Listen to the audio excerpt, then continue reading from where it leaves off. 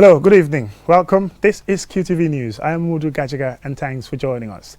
First, the main local, business, international and sports news headlines. Ghana's High Commissioner to the Gambia presented her letters of credence to President Barrow. The government has announced that school sporting activities across the country are suspended indefinitely due to the coronavirus pandemic. We speak to the Permanent Secretary of the Education Ministry. A project worth about $1.5 billion, which aims to increase rice production and productivity in the country, is hoping to benefit about 80,000 rice smallholders. And we hear from two witnesses who appeared before the TRRC to testify on culture of unlawful activity at the National Intelligence Agency. In business news, we hear about a forum for business entrepreneurs within the Greater Banjul area who are currently undergoing a business development program at Startup Incubator Gambia. In international news, a centenarian captain, Sir Tom Moore, who raised over £33 million for the UK's National Health Service and made world headlines, has died. An alleged Sierra Leonean warlord is to appear in court in Finland accused of string of war crimes in Liberia's civil war. In sports news, Gambia's under-17 now know their group opponents in the rearranged WAFU Zone A tournament, which kicks off in Senegal this week. Those were the main news headlines, and now the news in detail. Thanks for joining us.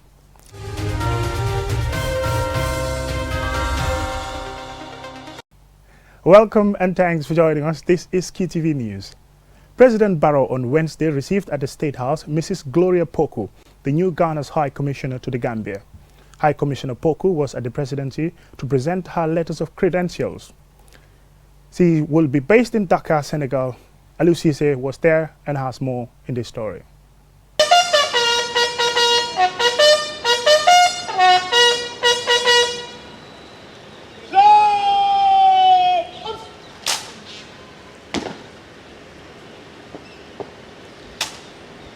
Good morning, Your Excellency. Guard 2983, Sergeant Fofana Omar W. For the Guard Commander. Guard provided by State Guard Battalion, Republican National Guard. Guard present, ready for your inspection. Your Excellency. She is the third to have presented her letters of credence to President Barrow following the presentation of credentials by the ambassadors of Malaysia and Egypt. Well, she wouldn't speak to the press, but what is certain is that the bilateral ties between the Gambia and Ghana have been a long-standing one, with so many Ghanaians living in the Gambia, and equally many Gambians are currently in Ghana. Actually, we also have Ghanaian troops in the country as part of the economic forces that are here to maintain peace and stability.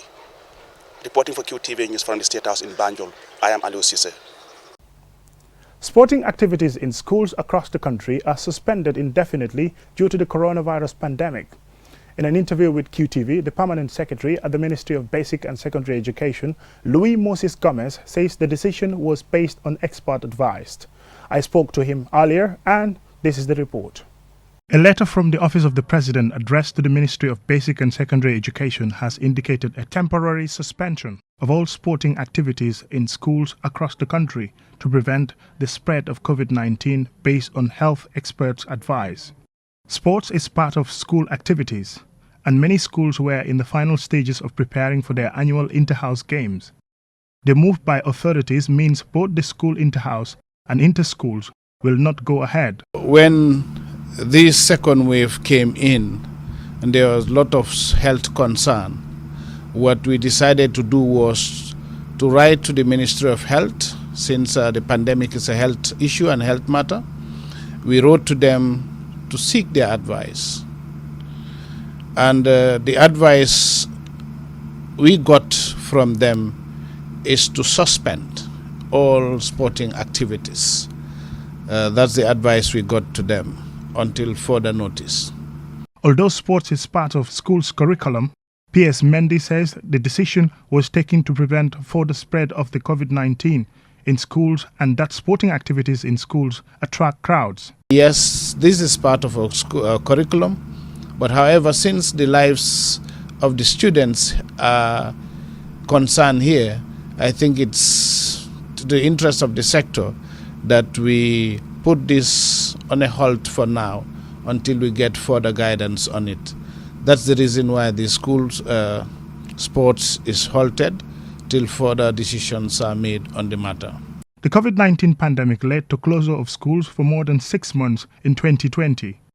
Even though schools resume in the latter part of the year, enforcement of some of the health guidelines to prevent the spread of the virus are lax. Despite the return to normalcy of most daily activities, Mendy says they have a duty to make sure that people within the school system are safe. One thing that sport does is also to keep the students active. And once you're active, it has a relationship or a correlation to the learning outputs of the students. So for us, we value it, like I said in the beginning.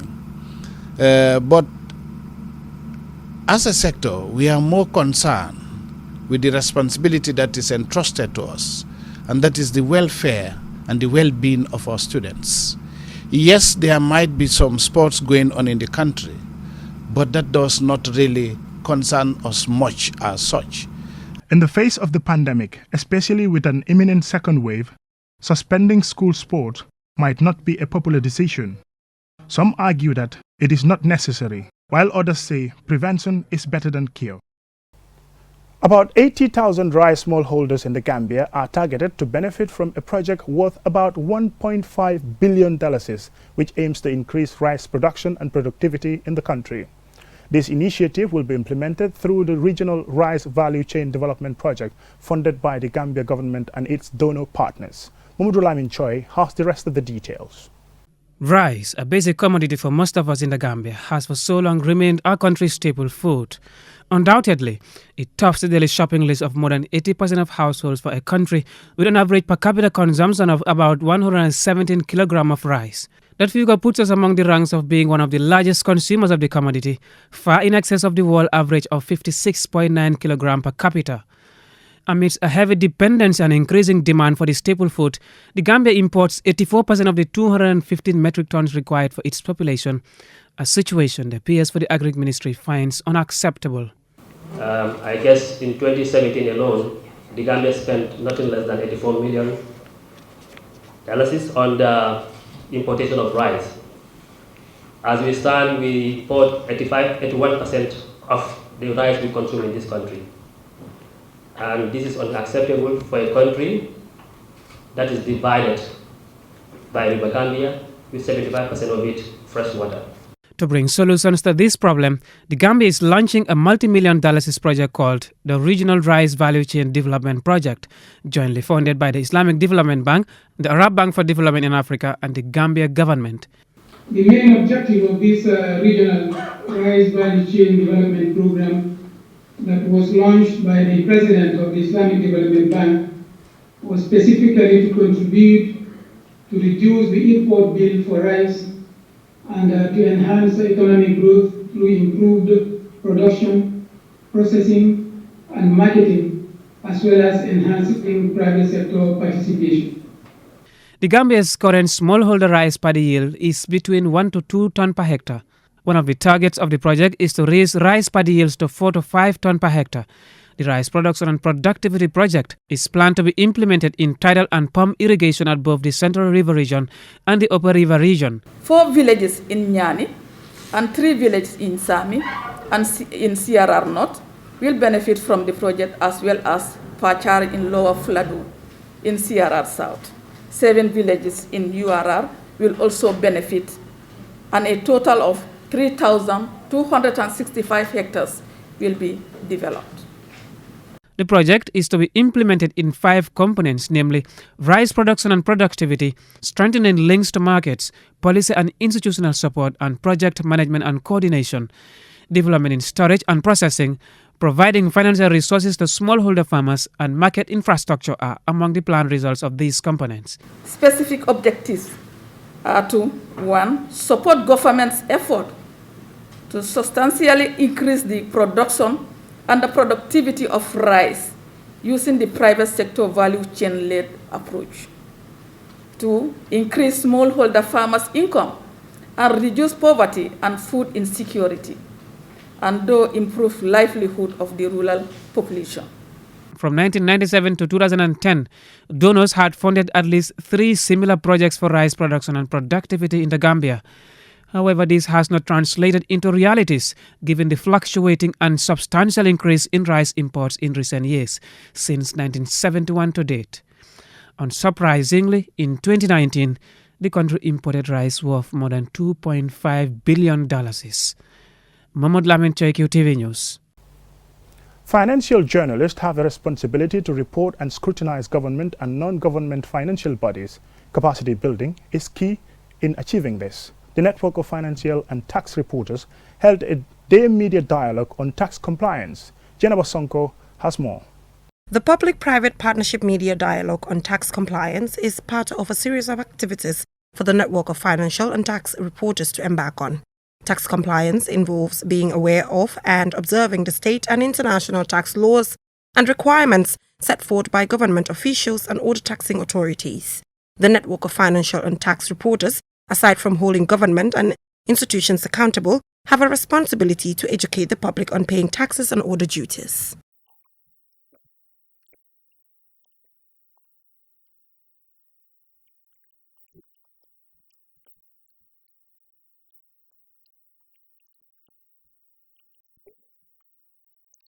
The Bankers Association is a key partner of the network of financial and tax reporters.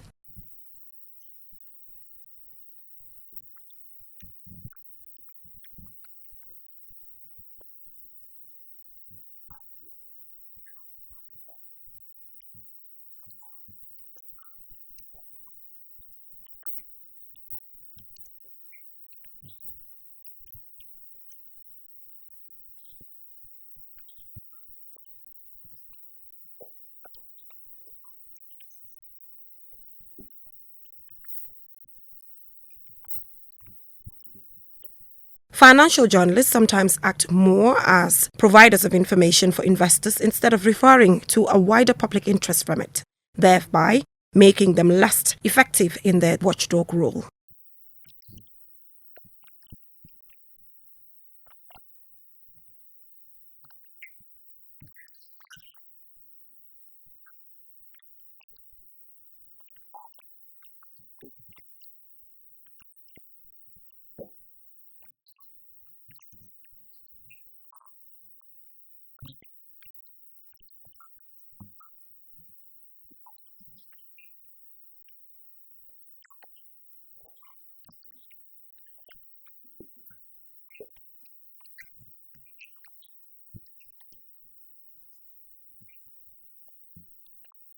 The network of financial and tax reporters was formed with the objective of closely working with tax authorities and financial institutions to educate the public and also hold these institutions accountable when the need arises. Reporting for QTV News, I am Jennifer Sonko. We will take a short commercial break, and when we return, we continue with business and some local stories.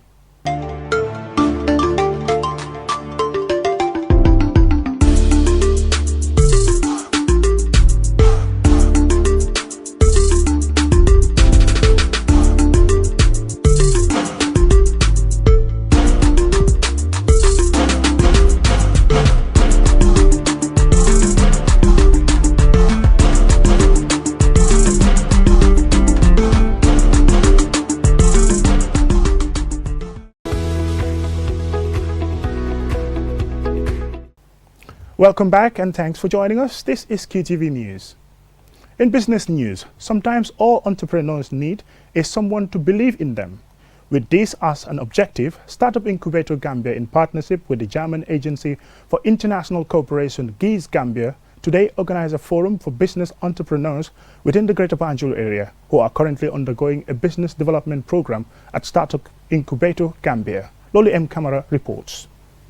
The forum, under the EU-funded Qtv project, brought together entrepreneurs with their coaches to network, review business development programs, identify challenges, and suggest recommendations for the improvement of the programs.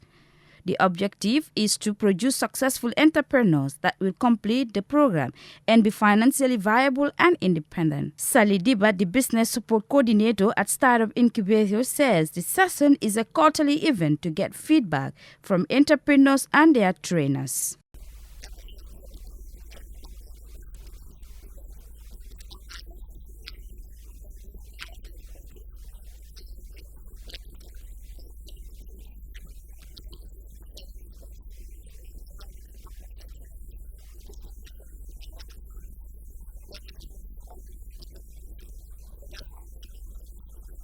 Sally Diba went on to say that it is the second cohort of entrepreneurs attending the Take-Free project, and a similar engagement was conducted in LRR and URR. Mohammed Danso, the program coordinator at Startup Incubator, said the program is for 6 months and aims to help youths to develop a business idea and start their own business.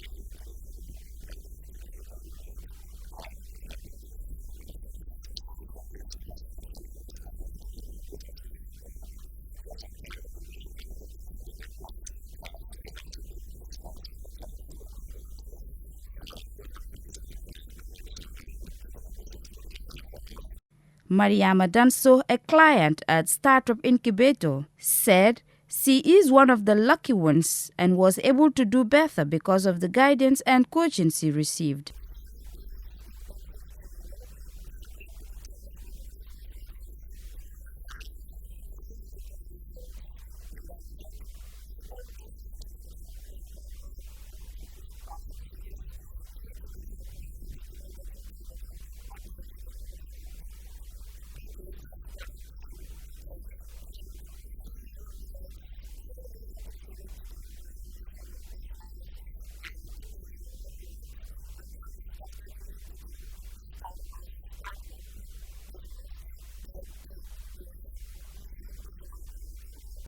She also encourages other young women to join Startup Incubator for a proper business plan.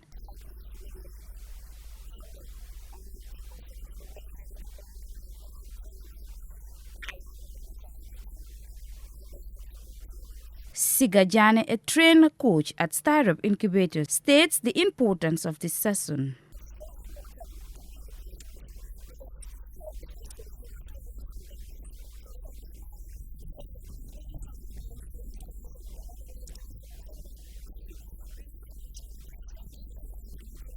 Created in 2015, Startup Incubator Gambia is a non-profit organization that aims to empower young Gambian entrepreneurs to succeed in their careers and businesses. For QTV News, Lolly M. Kamara. Now, here are two reports from the proceedings at the TRRC. Abdullahi Kujabi, a former NIA director, appeared before the Truth Commission on Monday to shed light on the allegations of unlawful arrest, detention and torture at the NIA. Omar P. Jallo reports. As has become the usual procedure at the TRRC, the witness began by outlining his educational background, telling the commission that he started work at the judiciary, first as an assistant clerk, then as an assistant finance clerk, and was later promoted to assistant registrar before his service was terminated. He later taught for 2 years as an untrained teacher before joining the NIA, where he served and occupied different positions, including Deputy Director General and Director General until his redeployment to the Ministry of Local Government and Lands in December 2003. The witness told the commission that it was the norm at the NIA for relatives of the former President Yahya Jammeh to be appointed into senior positions, even though they were not qualified for those positions. Your qualification for appointment as Deputy Director General was that you were related to Yahya Jammeh and he needed somebody like you, somebody he could trust in that position. I will not deny because I will not, but what I can tell you is, but if you don't deny, it means you accept it. The witness described former President Jammeh as a short-tempered person and unpredictable, who no one dares to correct or advise at the time. I know Yaya when he was a small boy. And I know what type of a person he is. He is short-tempered. And he has nobody to tell him to stop. He will do blunders. On his arrest, detention and torture, the witness told the commission he was arrested on 3 occasions, first in May 2004, second in 2005, when he was arrested and detained for 2 months 1 week at the Mile 2 Central Prison, and then in 2006, after the Nur Cham coup, he was arrested again, but this time taken to the NIA and severely tortured. West Coast Kono. Well, I will not ask you where you get this one, but what did I say? That is spoiling Ya's name, and where and when. The witness also told the commission that 2 of his brothers were arrested in relation to his arrest, and shockingly, one of them, Gisaga Kujabi, was killed by the junglers. Interestingly, the witness also revealed to the commission that he was the one who negotiated for the return of former President Sadauda Kairaba Jawara to the Gambia and the disbandment of the July 22nd movement, who were trained in Libya and led by Baba Job. Reporting for QTV News, I am Omar P. Jallo. Now to another TRRC testimony story. Alhaji Lang Sise, a medical practitioner, on Tuesday appeared before the Truth Commission to give details on his unlawful arrest, detention and torture at the NIA for simply confronting officials of the Kanilai family farm. Omar P. Jallo again. Born in Sukuta in 1971, Lamin Cham told the commission that he attended Sukuta Primary School and joined the Zandamor in 1992. In 1998, he was transferred to the Serious Crime Unit until 2002, when he was transferred to Frafenye, in charge of the Criminal Investigations Department, CID. Mr. Cham said in normal investigations, there should not be any cause of threats, but that was not happening at the NIA in those days. He described situations of their investigations of suspects accused of committing treason as not conducive, but intimidating and threatening, not only to the suspects, but the police as well, due to the constant presence of the notorious junglers during the course of their investigations. The intimidations included that they usually wore all black clothes and wore masks. He told the commission that some of the suspects brought to the NIA were tortured, citing example of one Per J. Mendy, who told the witness while he was obtaining his statement that he had been tortured by Malik Jatta, adding that he saw serious cuts on Mendy's body. Asked whether the panel allowed suspects to speak to a lawyer before their statement were taken, Cham said they were not, but he allowed Mendy to speak to a relative and a lawyer, as that was in line with standard practice, but that doing so also nearly caused him a problem. Testifying further, the witness said he assumed senior police officers knew suspects should be given the opportunity to talk to their lawyers before taking their statements. But that was not happening, adding that the panelist has no choice than to accept. The witness admitted some of the suspects were beaten before giving their statements. Testifying further, the witness said he was supposed to take a statement from one Faring Sanyang, but blood was oozing from his head as a result of being hit on the head with a pistol by Malik Jatta. Continuing his testimony, the witness told the commission that when they were briefed by the former Director General Harry Sambu that Daba Marena and 4 others had escaped state custody, the panel wondered how this was possible, and they asked the NIADG questions, but Sambu later advised them that anyone who had further questions should write to him and sign, but none of the panelists did, as they were afraid of the junglers, the directors and former President Yahya Jammeh in particular. Was the panel affording these suspects the opportunity to speak to a lawyer before they were interrogated?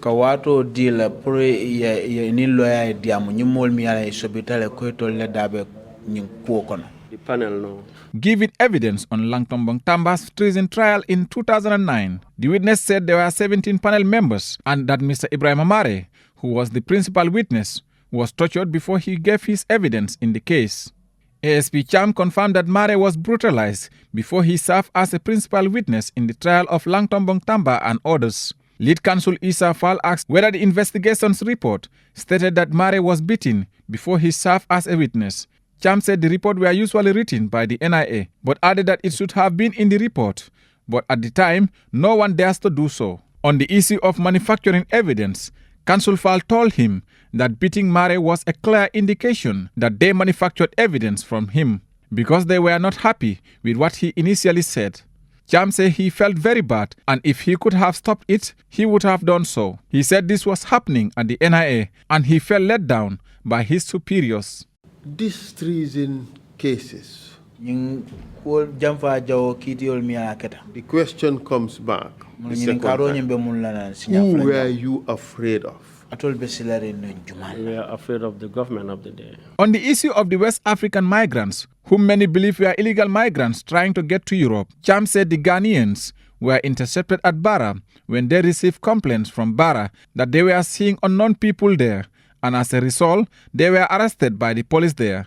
After being arrested, they were taken to the Navy that night, and Cham was called there, and he was the most senior police officer on the ground. Cham said upon arrival, there were a lot of service chiefs and they detained the suspects in a hall and later transported them to Baba Job's residence, except for Lamin Tunkara, Esen and Eric Yam, whom he took to the major crime unit, where they were detained for 2 months before being taken to court, where they were later discharged by the court, but Lamin was rearrested and killed. He also revealed that he still remained in contact with the 2 Ghanaians. Cham said he later heard that those transported to Baba Job's residence were also killed over allegations that they were mercenaries despite being unarmed. The witness said he did not receive any information concerning weapons being found on the suspects. In reference on the panel on Chief Ibrahim Amane, Cham said he was called by his boss and told that people were coming to find out about the disappearance of Chief Mane. However, he said he did not join the panel because he knew that the report for the delegations would be another cover-up which he did not want to be part of. Asked how he feels having participated in a process which should have acquainted the accused persons but landed them in jail, Cham said he felt very bad in doing that and apologized to victims he has a part in sending to jail. Reporting for QTV News, I am Omar P. Jallo.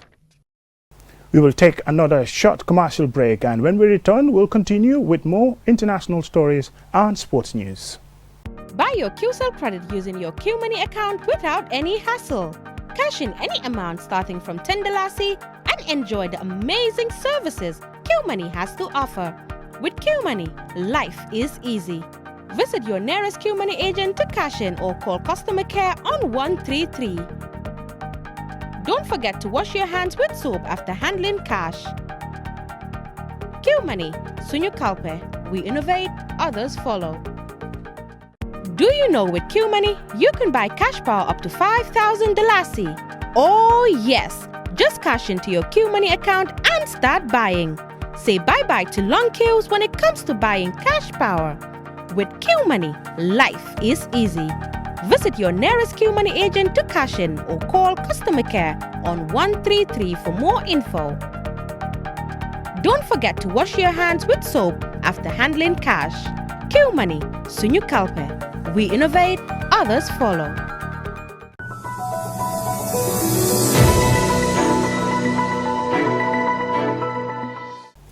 Welcome back. In international news, Second World War veteran Captain Sir Tom Moore, who raised almost £33 million for the National Health Service charities in the UK by working laps of his garden, has died aged 100 at Bedford Hospital on Sunday. More in this report. Captain Sir Tom Moore became a national icon and international celebrity after raising more than £33 million for the UK Health Service by walking 100 laps of his garden with his working frame. His family said he tested positive for COVID-19 last week but was unable to be vaccinated due to other medication he was receiving for pneumonia. His daughters say the last year of their father's life had been nothing short of remarkable, and they shared laughter and tears with him in their final few hours together. He was credited with lifting the nation's spirits and his saying, "Tomorrow will be a good day," trending on social media. The Queen, who knighted Captain Sir Tom in July in a special ceremony at Windsor Castle, led tributes to him, recognizing the inspiration he provided for the whole nation and others across the world. The flag above 10 Downing Street has been flying at half-mast as a sign of respect. In a statement, Prime Minister Boris Johnson said, "Captain Sir Tom Moore was a hero in the truest sense of the word. In the dark days of the Second World War, he fought for freedom, and in the face of the country's deepest post-war crisis, he united us all. He cheered us up, and he embodied the triumph of the human spirit. He became not just a national inspiration, but a beacon of hope for the world." Prime Minister Boris Johnson has encouraged a national clap across the nation, urging members of the public to clap for Captain Sir Tom Moore at 1800 hours GMT on Wednesday. A tweet from the White House said, "We join the United Kingdom and the world in honoring the memory of Captain Sir Tom Moore, who inspired millions through his life and his actions." At the age of 99, Captain Tom Moore became the oldest person ever to score a #1 single in the UK. His duet with singer Michael Ball, "You Will Never Walk Alone," sold 82,000 copies, with proceeds going to the NHS Charities Together Fund. Born in Kenchley in Yorkshire on 30th April 1920, Moore tested positive for COVID-19 on January 22nd after returning home from hospital where he had been diagnosed with pneumonia and died yesterday. His death makes him one of the most high-profile and oldest victims of a virus that has claimed the lives of more than 100,000 Britons. Babkar Sise, QTV News. Still in international news, the trial of a suspected warlord accused of atrocities during Liberia's civil war begins in Finland on Wednesday. The case will be partly heard in Liberia, making it the country's first war crime trial. Mamadou Mbodj takes us through the details of the story. In a 20-page indictment, 51-year-old Sierra Leonean Jibril Massaquoi is accused of committing war crimes in multiple locations in Liberia between January 7, 1999 and March 9, 2003. The date of 7 January 1999 on the charge sheet is significant. This was the day after the rebel group to which Massaquoi belonged invaded Sierra Leone's capital, Freetown, and started a wave of terror that had not previously reached the capital. His charges are murder of civilians, including children and other vulnerable individuals, and rape. The trial begins on Wednesday, and in a historic first, the court will also move to Liberia and Sierra Leone in mid-February to hear testimony from up to 80 witnesses and visit sites where the atrocities are alleged to have been carried out under Massaquoi's orders. He has denied the charges. News that the court will sit in Liberia has been welcomed in the country, according to reports. The one-time teacher, Massaquoi, relocated to Finland in 2008 in return for giving evidence to the UN-led Special Court for Sierra Leone in 2003, set up to examine that country's civil war. As a top figure within the Revolutionary United Front, the RUF, Massaquoi was well placed to provide information on the group's inner workings. The RUF was a rebel army that fought alongside Charles Taylor's MPFL forces a failed 11-year war in Sierra Leone from 1991 to 2002. Taylor was imprisoned in 2012 for war crimes committed in Sierra Leone. For Massaquoi's cooperation with the Special Court, he received immunity from prosecution over acts committed in Sierra Leone. A rights group, Civitas Maxima, began the initial investigation into Massaquoi's alleged atrocities in Liberia, prompting Finland's National Bureau of Investigation to investigate the case in 2018. He was arrested in the Finnish town of Tampere in March last year and charged on 25th of January. According to reports, the evidence dossier details mass murders and rapes in Liberia's capital Monrovia and Lofa County and accuses Massaquoi, who was allegedly also known as Angel Gabriel, of enslavement and using child soldiers. The crimes deliberately and systematically violated international humanitarian law and inflicted irreparable emotional suffering and damage on the families of his many victims, the Finnish prosecutor is reported to have said. He also justified the prosecution on the grounds that Finland, as a signatory to international treaties, including the Geneva Conventions, is obligated to investigate and prosecute international crimes, even if they did not take place on its soil. Mr. Massaquoi is the third person who is not a Liberian to be prosecuted over the country's civil war, which killed an estimated 250,000 and displaced 1 million. The first was Chucky Taylor, the American son of former President Charles Taylor, who is serving a 97-year prison for torture in Liberia. And the other is Gus Kouwenhoven, a Dutch timber dealer who was found guilty of aiding and abetting war crimes in 2017.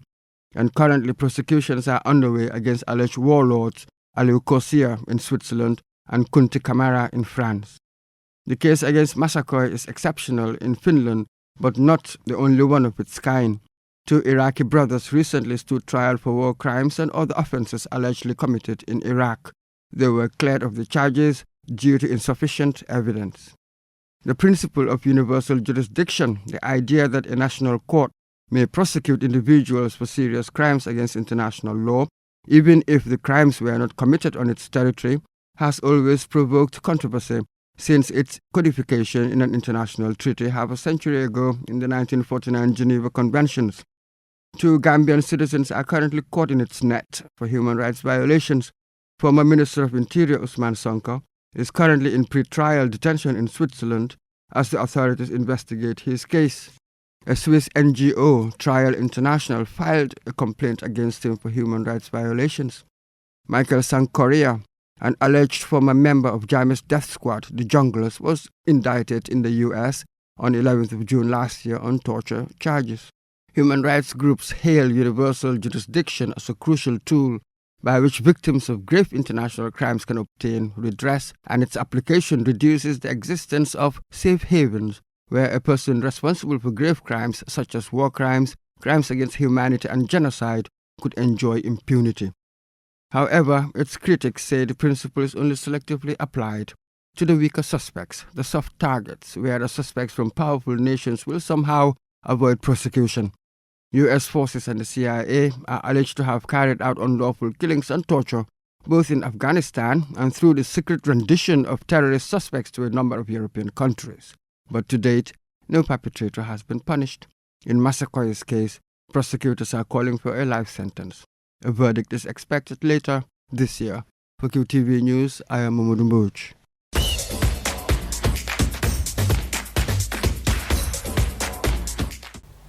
Now to sports news. The final draw for the WAFU Zone A qualifying tournament for the total Under-17 Africa Cup of Nations Morocco 2021 took place on Tuesday. Neighbor Senegal will host 5 other countries including the Gambia in the upcoming tournament scheduled to take place on Friday, February 5th, 2021. Yahya Jawo has more details. The tournament scheduled to take place last December in Sierra Leone will now be played in Senegal at the Lac George Stadium in Thiès, 80 kilometers from the capital Dakar. The host will face Gambia in the opening match of the zonal qualifiers for the Under-70 Africa Cup of Nations, which will take place between 5th and 13th February 2021, behind closed doors due to COVID-19 precautions. Host country Senegal has registered 27,080 coronavirus cases, with 22,363 recoveries and 641 deaths. Gambia is with Senegal and Mauritania in Group A, whilst Group B comprises Mali, Sierra Leone and Guinea-Bissau. The top 2 teams from each group qualified to the semi-finals, and the 2 final teams will represent the Western Zone A in the final phase of the total Under-17 Africa Cup of Nations, scheduled in March 2021 in Morocco. The West African Football Union WAFU postponed the Zone A Under-17 Men's Youth Tournament, which was supposed to kick off on 11 December 2020 in Sierra Leone, after then hosts were unable to satisfy certain requirements, including having the appropriate scanning machines. This cancellation was the second time the tournament had been postponed. This will also be the first edition in Africa Under-17 Cup of Nations to have been expanded to 12 teams instead of 8. Each of the 6 zones received 2 spots in the final tournament. It is important to note that most other zones have completed their qualification for the Morocco tournament. The Central Africa section, initially planned to be held in Cameroon 2020, will finally be held in Malabo, Equatorial Guinea in February 2021. Nigeria and Cote d'Ivoire have qualified from WAFU Zone B. Uganda and Tanzania have qualified from the East Africa Zone. Zambia and South Africa from the Southern Africa Zone, and Morocco and Algeria from the North African Zone. Yahya Jao, QTV News. Before we end this bulletin of the news, now let's have a quick look at our main news stories. Ghana's High Commissioner to the Gambia presented her letters of credence to the President. The government of the Gambia has announced that sporting activities across schools in the Gambia are suspended indefinitely due to the coronavirus pandemic. We spoke to the Permanent Secretary of the Ministry of Basic and Secondary Education.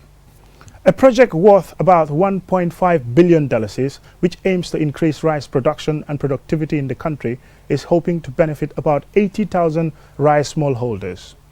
And we heard from 2 witnesses who appeared before the TRRC to testify on the culture of unlawful activity by the National Intelligence Agency. In business news, we heard about a forum for business entrepreneurs within the Greater Banjul area who are currently undergoing a business development program at Startup Incubator Gambia. In international news, a centenarian captain, Sir Tom Moore, who raised over £33 million for the UK's National Health Service and made world headlines, has died. Still on international news, an alleged Sierra Leonean warlord is to appear in court in Finland, accused of a string of war crimes during Liberia's civil war. In sports news, Gambia's Under-17 now know their group opponents in the rearranged WAFU Zone A tournament, which kicks off in Senegal this week. That's all we have for you in this edition of the news. Thank you very much for watching, but don't forget to join us at 10 for another bulletin.